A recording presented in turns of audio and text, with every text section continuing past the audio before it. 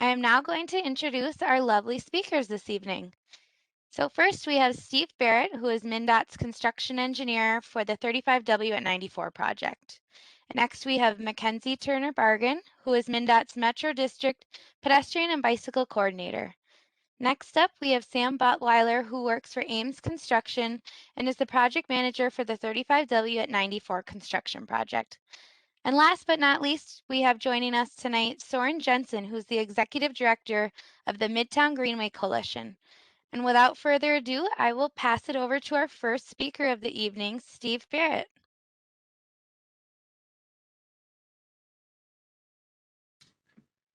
Thank you. I am going to just talk a little bit tonight about the 35W project. It's a project that we've been working on for many years. It went into the construction phase back in fall of 2017, but we did work quite a bit, obviously, in the years prior to that, planning and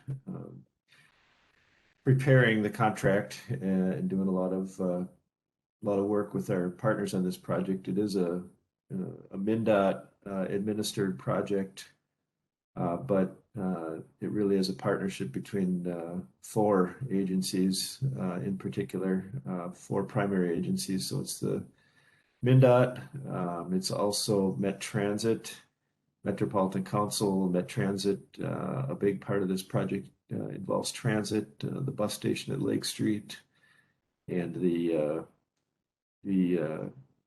Orange Line bus rapid transit that will run down 35W. So Hennepin Met Council is one of the big partners.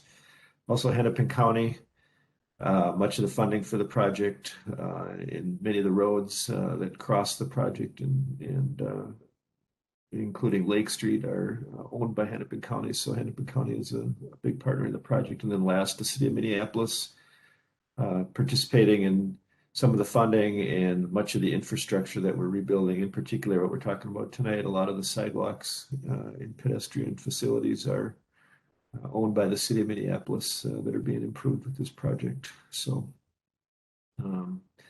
that's a little bit about it. Like I said, we began back in 2017. Some of the stuff that we're going to bring up tonight happened a couple, 3 years ago on earlier parts of the project, and then some of it is going on right now. So I'll kind of point that out as we go through. If you can go to the next slide, please. Okay. So some of the improvements with this project that have been built and in service in some cases, and also others are just getting done now and will be opening up soon. We've got kind of them listed here. So down on the south end, a new pedestrian bridge at 40th Street, which has been open for a while now and is more or less in its permanent condition. We still have a little bit of work off the ends of each end of that bridge actually to bring it all the way home, but it's 99% finished and is carrying bikes and pedestrians, has been for a while.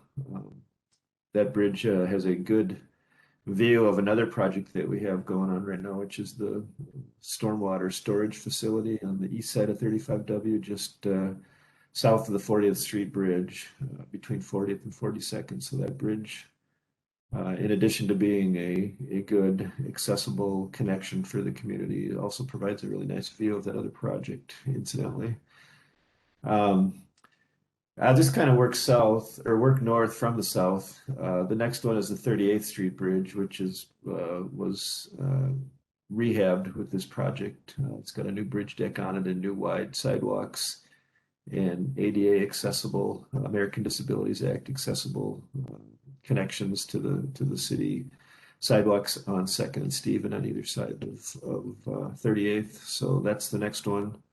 And then we move down kind of each one of the cross streets, 36th, 35th, Lake Street, and then the Green Crescent, which is the next one we have listed on the slide here. The Green Crescent is a kind of another significant part of this project. It's a high quality connection between Lake Street, the new transit station at Lake Street and 35W, and then the Midtown Greenway regional trail, which I know Soren is on here and may talk about that. But the added thing with this project is there really wasn't a good way to get to that trail from Lake Street directly, at least at 35W prior to this project. And with the project, we have a high quality connection, which will be a wide sidewalk that goes approximately 1 block between Lake Street and the Greenway on the west side of 35W. So that's it for that slide, I believe. Then just kind of continuing to the north from the Greenway, additional crossings of 35W.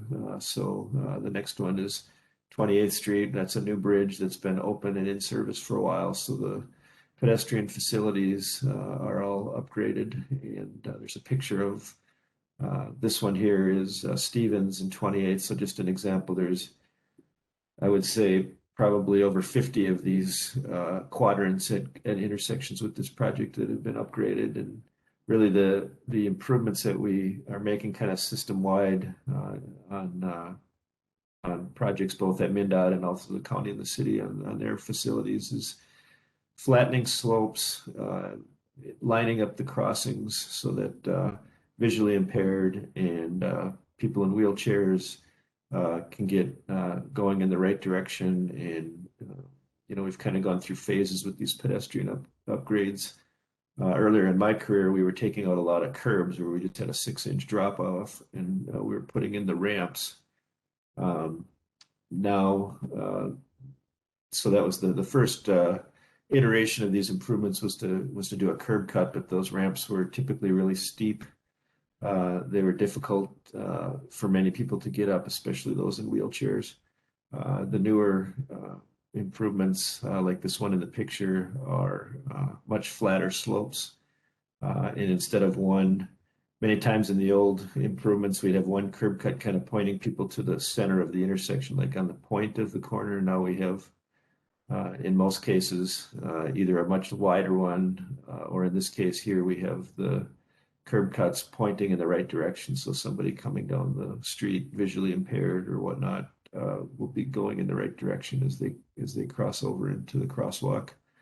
So it's definitely a much more improved. And then there's also the push buttons, where in the past, the push buttons were just many times just on the signal pole, and that was kind of out of the way. You might even have had to leave the sidewalk and go through a grassy or muddy area to get to the push button. With the new improved intersections, you can see in the picture the yellow pedestal there is a push button that's easily gotten to by somebody who wants to cross. And then in addition, improved signal heads with the countdown and the pedestrian countdowns and just the overall better crossings. So we've done that throughout this corridor on this project. Some of them listed here are at Franklin, 26th and 28th. All three of those crossings were done. Franklin was opened back in 2018, and I believe 26th was also, it's getting to be a couple years ago, but I believe that was also in 2018, and then 28th was in fall of 2018, if I remember right. Sam can probably correct me if I'm wrong. But as we come to completion on this project, we'll be getting everything fully completed, but many of these improvements have been open and in use for a while now. And then at 24th Street, just kind of continuing to work north, there was an old pedestrian bridge there that on the west side, it did have ramps and you could get up it in a wheelchair. But on the east side, there was just a stairway, and it was quite a large stairway. It was kind of a 3-level crossing there. There was 2 levels of highway underneath, and then the pedestrian bridge over the top. And it made for a really nice view of downtown, but it also made for a real challenge for people to get up and over. Now with the new configuration of the freeway, the bridge is lower, and then we do have fully accessible ramps on both sides. And so that bridge, the deck was just poured a few weeks ago, and our contractor, which in this case is Lunda, part of the Ames Lunda Schaefer team, Lunda is working on the finish work on the railing and some of the other connections between the bridge itself and the sidewalks on either side. So that's coming together, and best estimate of when you might be able to walk across that or bike across that is probably sometime in August. So that's, I think, it for this slide. And I think I'm going to turn it over now to Sam Buttweiler with Ames. I might jump in, Sam, once in a while with some of the stuff that's being done during construction. And I'll just maybe kick it off by saying that, it used to be when we planned construction projects, we really were focused on vehicles, especially at MnDOT, and maintaining traffic through our projects.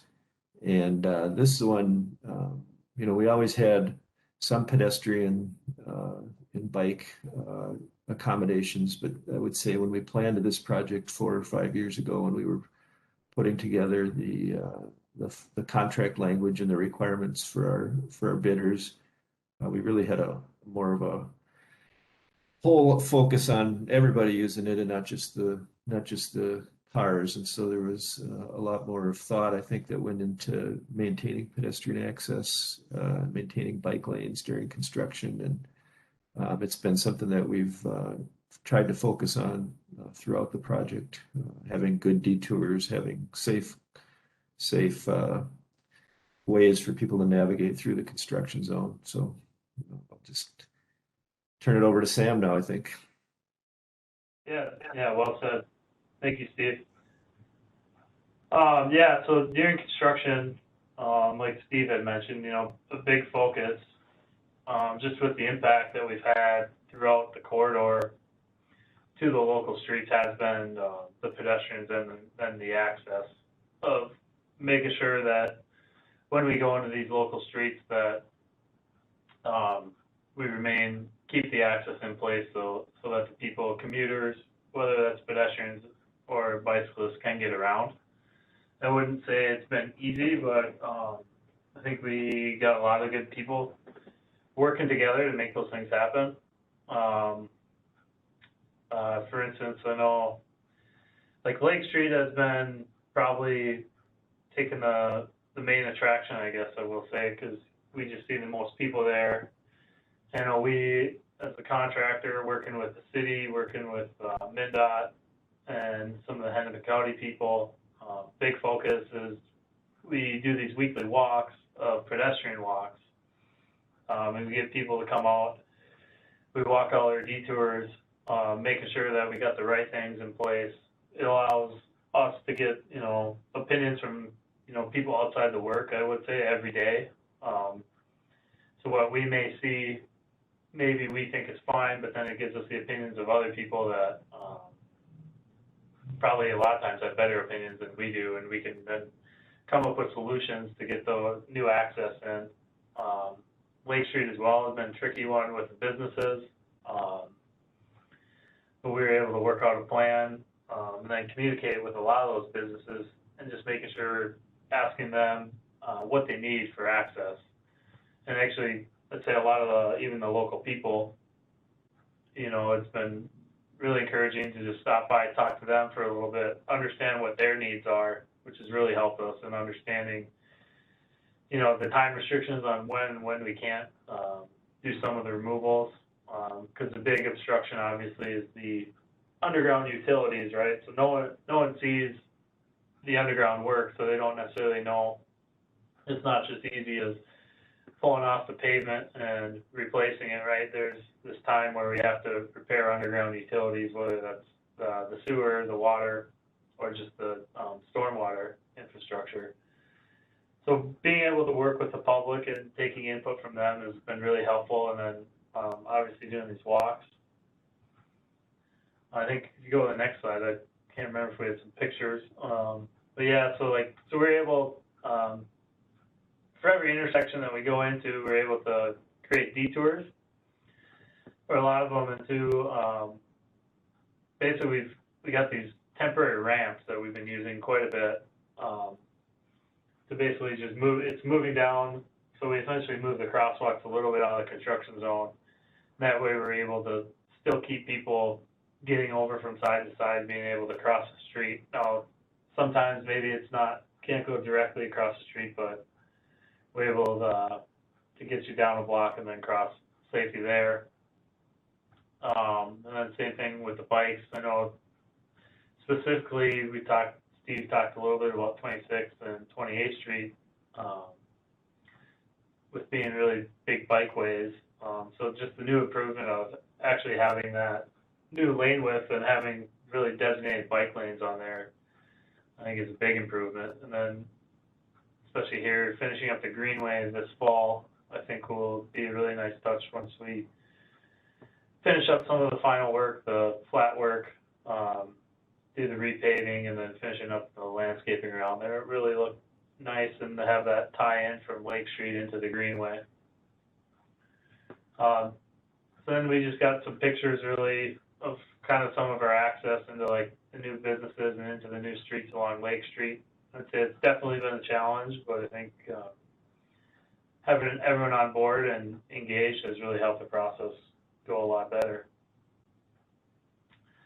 Other than that, I guess I really don't have much else on as far as the access. We'll continue to work with the public, continue to work, with all the different entities, and then move forward to keep our weekly walkthroughs going. And then I know Kristen does a pretty good job of reaching out to local communities and making sure, if something changes, access changes, that we're getting that posted, trying to keep everyone informed.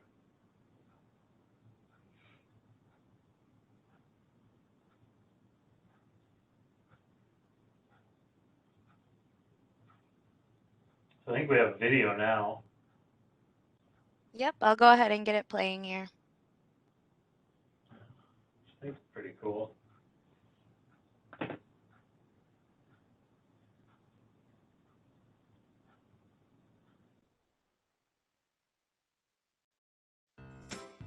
As part of the 35W at 94 construction project, MnDOT is making improvements for people who walk and bike.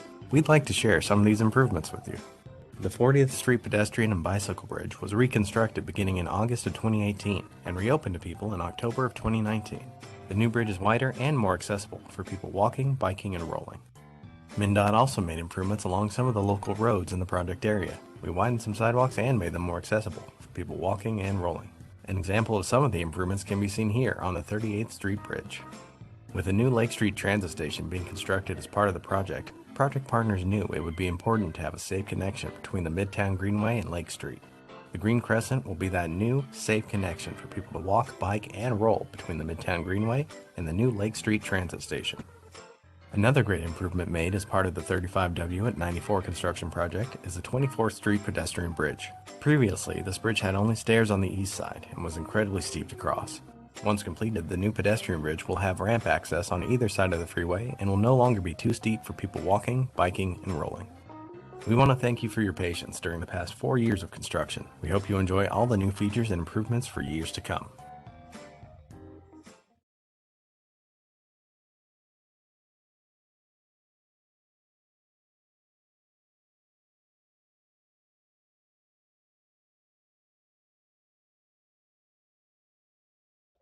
Thanks for watching that video, guys, and I'm going to turn it over to Soren. Thank you very much. Hello, everybody. Good evening. Thanks for joining us. My name is Soren Jensen. I'm the Executive Director of the Midtown Greenway Coalition. We're the nonprofit that had the idea for the Greenway, then worked to get it built with our government partners. And now we work to protect and enhance it. I also want to give a shout out tonight. I'm joined by some board members tonight. I saw Dan Cross, Joanne Musumeci, and we have a former board member, Margaret Thomas. Thank you for joining us, to our wonderful board member volunteers and everyone supporting our work. I also wanted to say thank you to MnDOT. The previous slides and discussion has been about detours and closures, and really there haven't been that many. They've really worked hard to keep the Greenway open, and that's important to us. The Midtown Greenway is one of the best urban bike trails in the nation.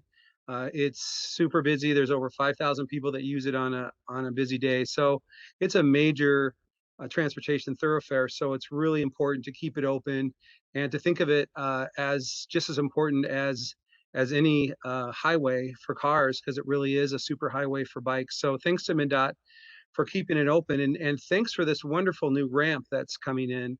Now these shots, of course, it's still under construction, and so it doesn't look so green right now, but this is the green crescent, and trust me, it's going to be nice and green. This is one of the first new ramps in the Greenway in 10 years. In fact, I don't think there's been a new ramp put in the Greenway in the past 10 years. So this is very exciting to have a ramp going from the Midtown Greenway up to the new transit station at Lake Street. There's going to be landscaping, there's going to be some art, and we'll show that in just a second. And it's going to be a wonderful new connection, and hopefully an iconic connection to the Midtown Greenway. And it really provides multimodal access, so people can take the bus to the Greenway or take the Greenway to the bus, or it really opens up a great way for people to get around town through biking or walking or alternative transit. So this is the Green Crescent, and let's take a look at the next slide. I think there's a picture of some proposed art. Oh, there you go. So the rendering will show you more of the green and the landscaping. So it's going to be a nice bike path and walking path up to the Greenway, or down to the Greenway really, and up to Lake Street to the new transit center. So there's going to be places to sit and rest. There's going to be lots of landscaping and greenery put in there. And then we're super excited that there's going to be some wonderful local art. You can see this this horse, and it's going to be a kinetic type sculpture that kind of moves as you go by it. And it really will be wonderful for placemaking, wonderful for art, and a place you could meet. You could say, let's meet right here on the Greenway. So I think it's going to be wonderful. The Midtown Greenway Coalition has always tried to put more art in the Greenway. And in fact, the Greenway has more art in it than any other trail in the Twin Cities, to our knowledge. However, there's always room for more. And so we're super excited about this art. And we want to thank the city of Minneapolis for providing the funds to support the local artists that are creating this. And so we are very excited that MnDOT listened to when we said, hey, how about some art, and how about some lighting, and how about some landscaping? And they're very open to that, and understanding that we want this to be a very safe and very pleasant and enjoyable experience for people coming on and off the Greenway. So I don't have the exact opening dates, and maybe we can ask our MnDOT friends to chime in on when we think the Green Crescent is going to open and when we can have a big ceremony. But we're sure looking forward to that day, and looking forward to this wonderful new connection. So thanks to MnDOT and Hennepin County and the city of Minneapolis, and all the partners that are working on this and making this wonderful improvement to the Midtown Greenway. Thank you, everyone. Yeah, on the opening date, I think it's there's just a lot of little detail work that needs to be done on this part of the project. So as much as we'd like to get it open ahead of the main opening for the whole project, it's probably the safest date to give you is September 10th, which is the completion date for the overall project. And Sam can correct me if I'm wrong, but I would think that we probably wouldn't be opening this much before that final completion date. No, yeah, you're about right, Steve. They're the end of August, really with tying in the transit station and then tying in some of this work at the Greenway. Unfortunately, yeah, it'll be towards the end of August, and then I'll pretty much tie in with the big opening of the highway as well. But it's kind of nice. I was actually just down there this afternoon trying to figure out between the trail and the grass and trying to figure out what goes where. So nice seeing the pictures.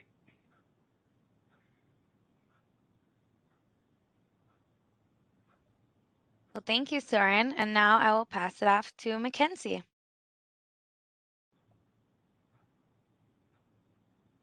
Hi, good evening. I'm Mackenzie Turner Bargan. I use she, her pronouns, and I am the Metro District Pedestrian and Bicycle Coordinator.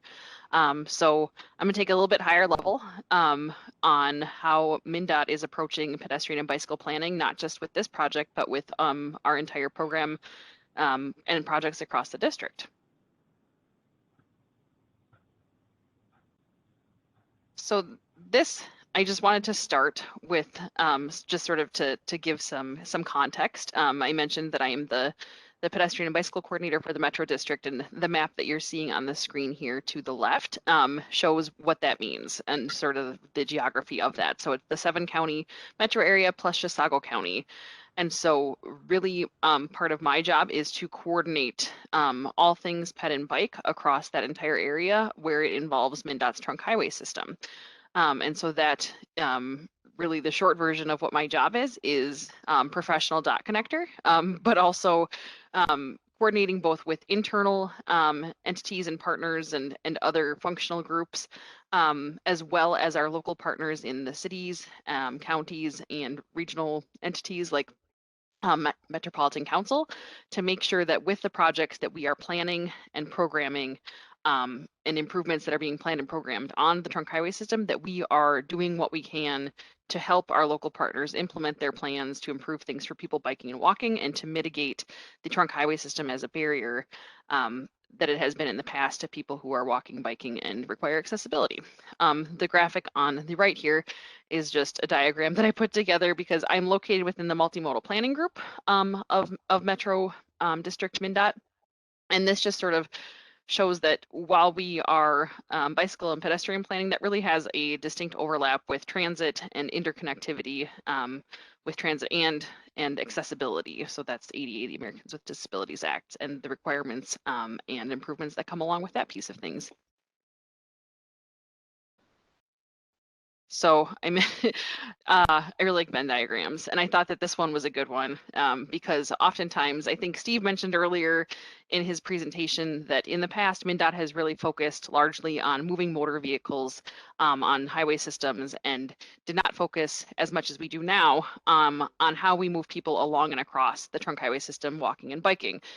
So as a pedestrian and bicycle coordinator within an agency that is still quickly evolving and doing a lot to serve people walking and biking, I sometimes do feel like a platypus with a guitar, a little bit out of place at times, but we're making progress, and it's we've come a long way, and there's lots of opportunity for improvement still. So how is MnDOT serving all users of the state transportation system? Really, MnDOT's goals when it comes to pedestrian and bicycle planning and how we are implementing that system is that we know currently that there's not a complete system.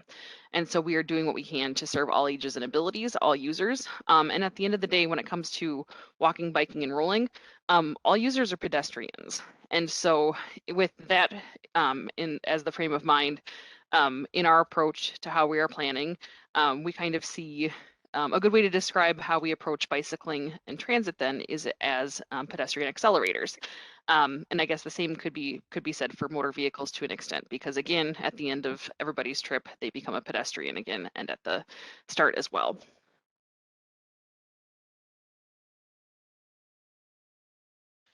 So I said I was going to take it a little bit more high level, and this is just a graphic that we use often to identify what the different phases are in MnDOT's project development process. So the two pieces I'm going to be focusing on tonight a little bit here are planning and scoping. And so that's really where I mentioned that my work covers the entire district.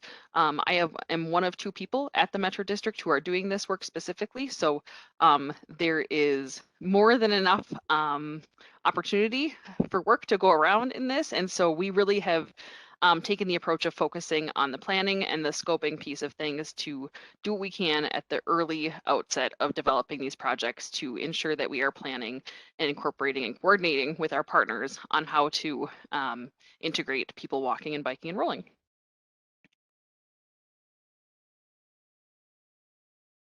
So when we talk about planning for project development, MnDOT has this what we call the family of plans. And so each of these different plans that you're seeing here address different aspects of our state highway system. You can see that some of them here are The bicycle plan and the pedestrian plan, or those are the statewide bicycle and pedestrian system plans, which are very important to my work, obviously, but ultimately everything kind of ties together and ties back to MnDOT's vision and goals. And so all of these things are taken into consideration when we are approaching project development.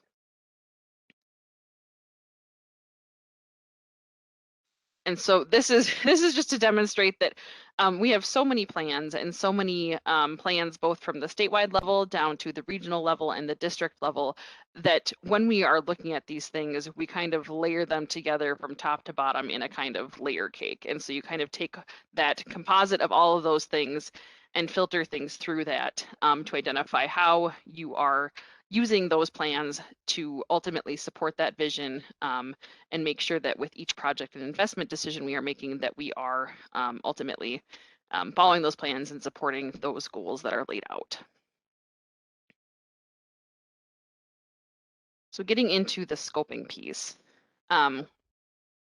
this is an area where we go through a process each year where we are looking about 5 years out, so kind of longer term planning, to identify which corridors are going to be in need of pedestrian and bicycle facilities and where those opportunities are. If you could go to the next slide, please. And so this is really,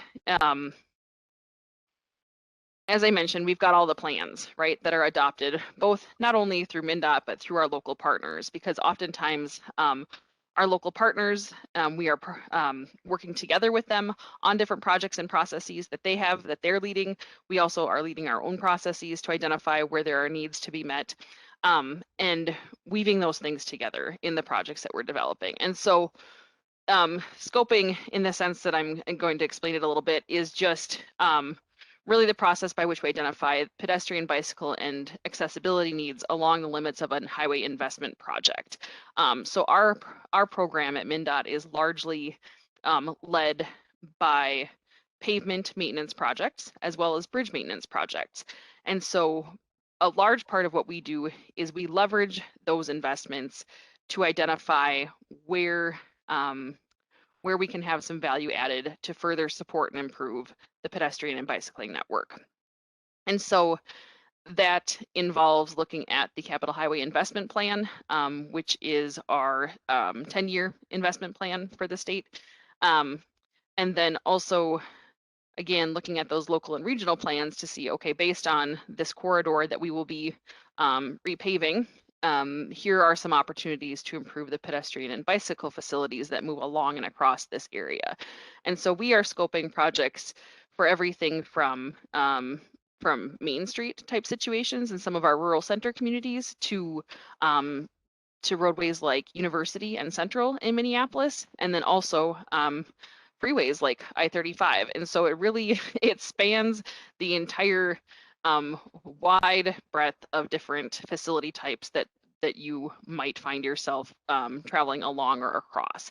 And so we are working to use that information that has been developed to identify what those needs will be, and estimating what it will cost and how to fold those into the larger highway projects. And with everything that everybody else has described in their presentations already, you are seeing the outcomes of that work that sort of happens very early on. And so sometimes it takes 5 or 10 years even, since from the time that we are working with the project till we actually see it out in the real world, and it's something that can be used and walked on and ridden on and driven on. Next slide, please. So as I just mentioned, like at some point we actually get to see these in the real world. And so the description of some of the improvements for people walking and biking and rolling on the 35 project are similar to projects that we've completed elsewhere. This is the 5th Street pedestrian bridge over 35W at the University of Minnesota Marcy Holmes area. And then below is a sidewalk improvement project. So this is just a sampling of some of the more common projects that we are helping to scope and identify and invest in to find ways to fill those gaps and complete the system in a way that provides equitable access to all users, regardless of mode choice. Okay. And then lastly, I just wanted to touch on some of the opportunities and updates that have been made recently. So right now, MnDOT has what is called the statewide multimodal transportation plan. This is a really important plan. It is the highest level multimodal transportation plan in the state. And so it sort of provides guidance for everything else that comes for every level below that. And so right now this plan is being updated, and there are opportunities if you go to MnDOT's website to weigh in on that process. You can also go to the website and check out the public involvement plan and see how in a largely virtual environment, which we are still in, that this update process will be connecting with the public and getting that participation and input from you all who are interested. And then additionally, I have the pedestrian plan highlighted here because for the first time, MnDOT has just recently completed a statewide pedestrian system plan, which will be really helpful. We've had a bicycle system plan for a number of years now, and so getting the pedestrian plan into the fold will be really helpful for helping to prioritize and target our investment in improving the system for people walking and rolling.